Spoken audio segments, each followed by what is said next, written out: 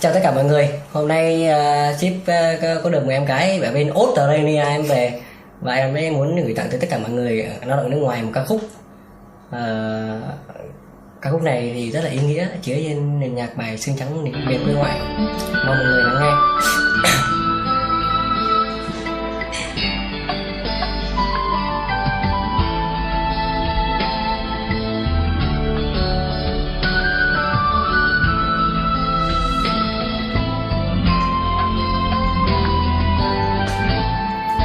Rời Việt Nam con cất bước ra đi, lên máy bay con xa đất mẹ hiền, bước sang đài dân thân kiếp làm thuê, chỉ mong số phận đổi thay.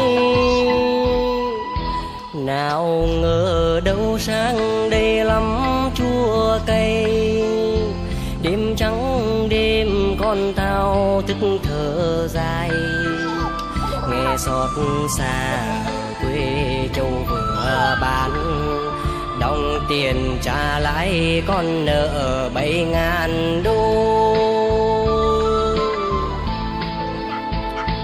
Mẹ ơi bên này đắng cay tủi nhục, đêm nằm nhớ nhà. Đài Loan đau ngọc đâu chẳng thấy, chỉ toàn thấy đắng và cay.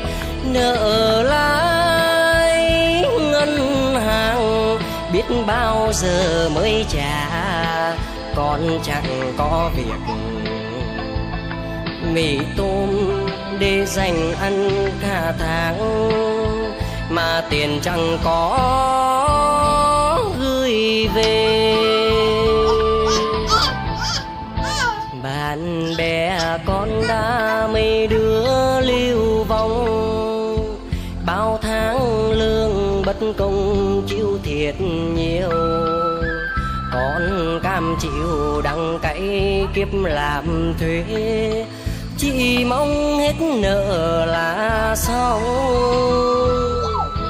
Còn người yêu này cũng chẳng trông mong, em báo tin lên xe bước về nhà chồng.